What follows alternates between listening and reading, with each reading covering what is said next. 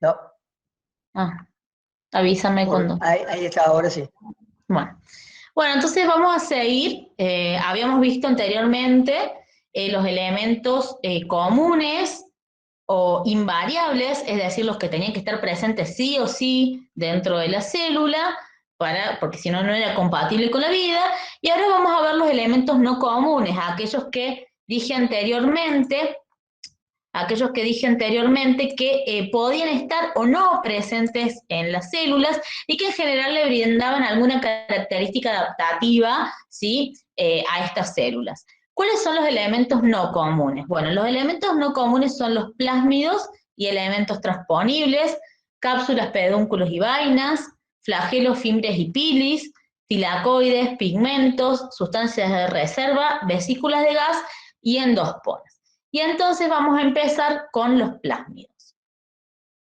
Bueno, ¿qué son los plásmidos? Acá tienen un esquema de una célula bacteriana con su ADN circular bacteriano y ven numerosos plásmidos que son elementos genéticos que se replican independientemente del cromosoma de la célula. La mayoría están formados por ADN bicatenario y también son circulares, pero son mucho más pequeños que el cromosoma de la célula, o sea, tienen menos información genética, ¿sí? Estos plásmidos pueden transmitirse de una célula a la otra por un proceso que se denomina conjugación bacteriana, que ya lo van a ver, algunos en genética y otros ya lo van a ver en microbiología general, conjugación bacteriana, pero que es la transmisión de información de una célula a la otra, ¿sí? No tienen una forma extracelular, o sea, no viven fuera de la célula y existen en el interior de estas células como ADN libre en el citoplasma. Se conocen miles de plásmidos y muchos incluso están secuenciados, ¿sí? En la actualidad. Y acá ven el plásmido, por ejemplo, de la bacteria Escherichia coli, uno de los plásmidos que tiene. Fíjense, acá ven algunos plásmidos donde ya han secuenciado algunos genes y fíjense que estos plásmidos, ¿qué le otorgan a las células? ¿Qué característica distintiva le otorgan? Bueno, le otorgan en general la capacidad para hacer algo extra que sin el plásmido no puede hacer. Por ejemplo, algunas células pueden fijar nitrógeno atmosférico, por ejemplo, la fijación biológica de nitrógeno, que es algo que van a ver en microbiología agrícola fundamentalmente, que es cuando las bacterias toman nitrógeno atmosférico y lo transforman en amonio y lo reducen a amonio, ese proceso casi siempre en sus genes para la fijación biológica de nitrógeno se encuentran en plásmidos y son transmitidos de una célula a la otra.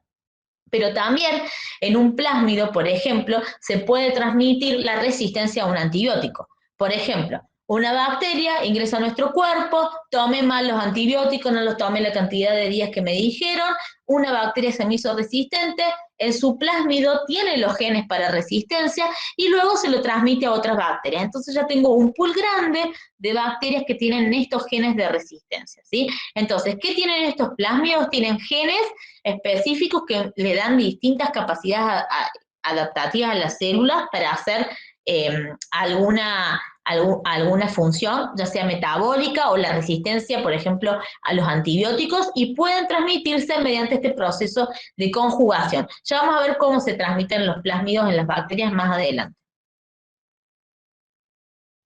¿Qué son los elementos transponibles o transposones? Bueno, los transposones, a diferencia de los plásmidos, son segmentos de ADN que se mueven de un sitio del genoma a otro, en un mismo genoma, es decir, en el mismo cromosoma, o en moléculas diferentes de ADN. ¿Por qué?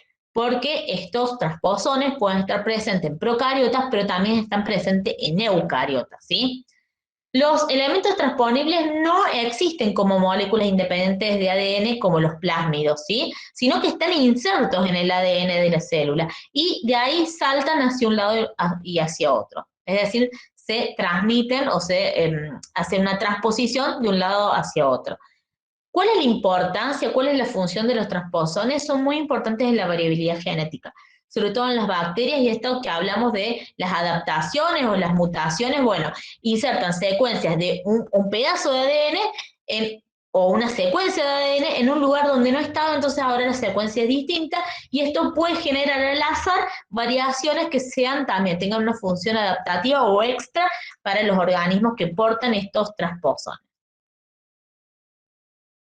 Bueno, luego vamos a ver ahora unas de las estructuras que son las más vistas en los procariotas, incluso en los esquemas de cualquier célula, que son los flagelos, las fimbrias y los pili, ¿sí? Vamos a empezar a hablar un poco de los flagelos. La palabra flagelo viene del latín flagellum, que significa látigo, ¿sí? Y esto hace alusión a que los flagelos son apéndices largos y muy finos, compuestos, acá ven en esta foto, ven el flagelo en el extremo de la célula, de esta célula, son apéndices largos y finos, compuestos de una molécula que se denomina flagelina, y que permiten, o su función, es el movimiento en solución acuosa, ¿sí? Los flagelos tienen en el extremo que está adherido a la célula un motor, como si fuera el motor de una lancha, y se mueven en forma helicoidal siempre, ¿sí? Este motor que tienen, entre comillas, estos flagelos, estas células en la base del flagelo, necesita mucho ATP para provocar el movimiento del flagelo. Pero las células que pueden producir estos flagelos lo hacen, o que pueden tener flagelos lo hacen, ¿por qué? Porque le permiten movilidad, y eso hace que una célula tenga taxias, es decir, pueda acercarse o alejarse de un estímulo. Por ejemplo, una célula que tiene un flagelo puede moverse en solución acuosa hacia zonas donde hay más nutrientes, pero también puede alejarse de zonas donde hay, por ejemplo, sustancias agresivas para ellas, como un antibiótico o alguna sustancia química, ¿sí? O sea, le dan una capacidad extra que otras bacterias no tienen. Bueno, y estos flagelos tienen diferentes posiciones en la célula, ¿sí? Ya vamos a ver que según donde estén colocados en la célula tienen diferentes nombres. En la próxima diapo lo vamos a ver. Pero antes vamos a hablar un poco de las fimbrias. Las fimbrias, en esta foto, las fimbrias son los pelitos cortitos que ven, que rodean toda la célula, y no estos largos que ustedes ven ahí, que son los flagelos. O sea, estas células tienen fimbrias y flagelos, que muchas veces pasa que tengan las dos cosas, ¿sí? Entonces, las fimbrias son proteínas filamentosas, son más cortos que los flagelos, ¿sí? Y la función es distinta, totalmente distinta. Acá la función no es el movimiento, sino que la función es la adhesión a superficies, ¿sí? Bueno, ¿por qué? Porque las bacterias, ¿sí? Para poder realizar, digamos, su ciclo, para poder consumir los nutrientes o vivir, incluso en comunidad, en agrupaciones celulares, deben adherirse a superficies, ¿sí? Ya van a ver, cuando vean taxonomía y crecimiento, creo que es, o en algún momento, otra profe Carolina, les va a explicar lo que es un biofilm o una biopelícula.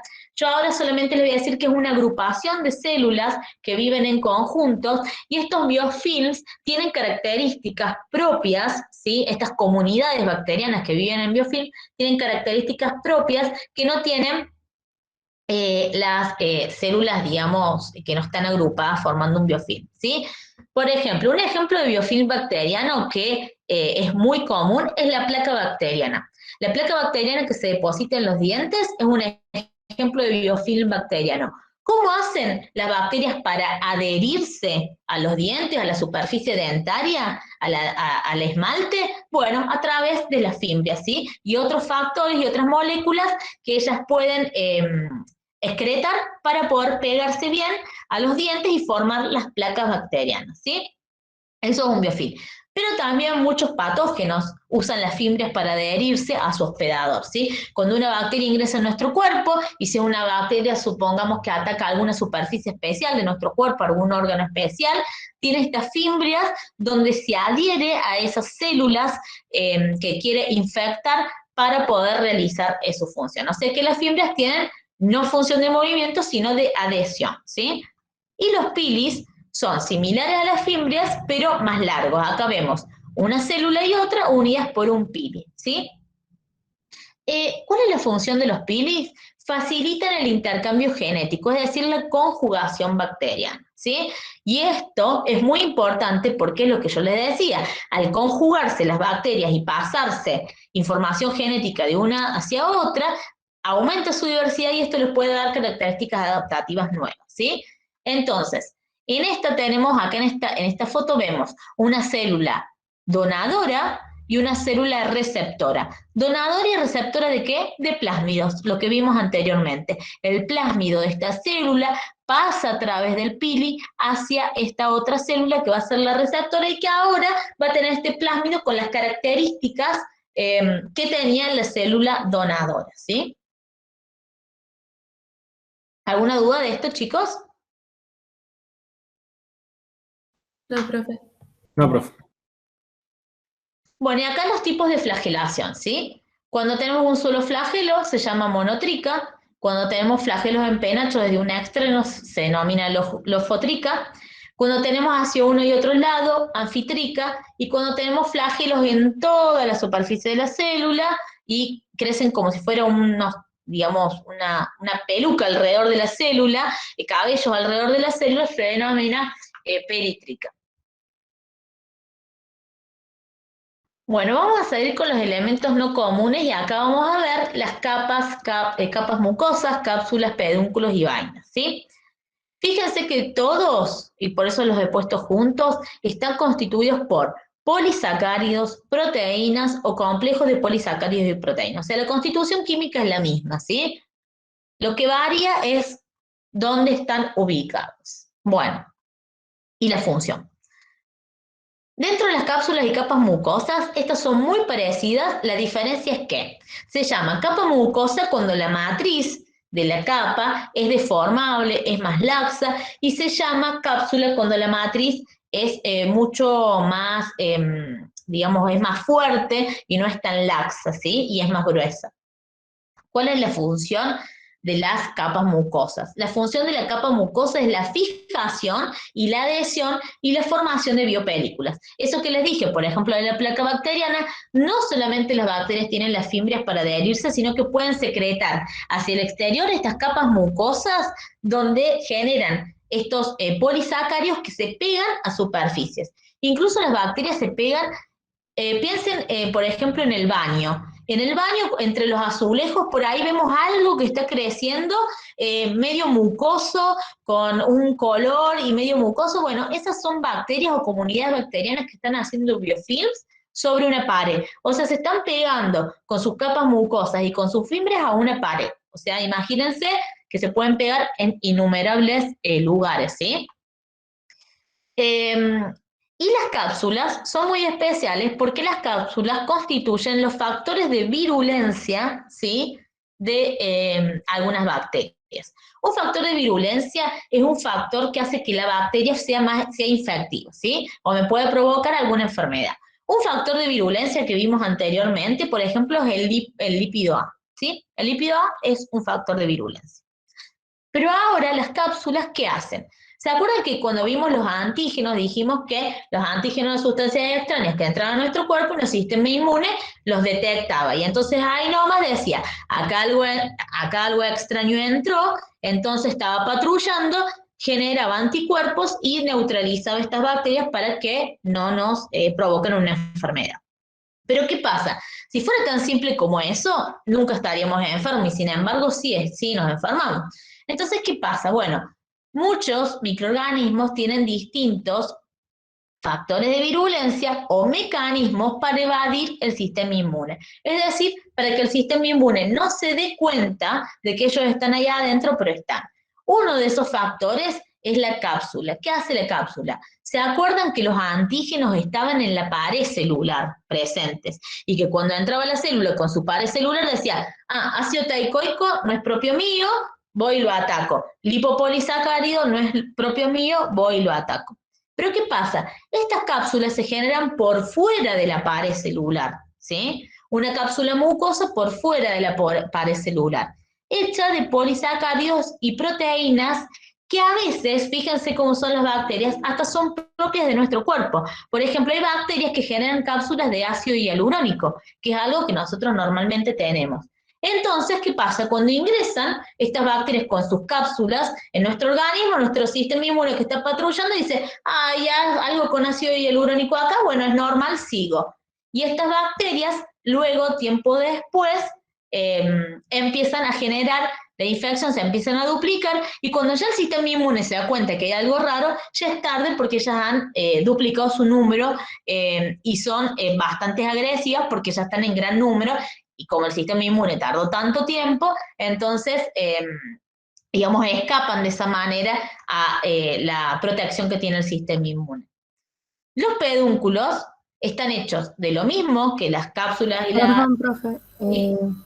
tines. ¿Qué, qué relación hay eso con lo de lo de las gram negativas, cuando estaba el lípido A, que era tóxico?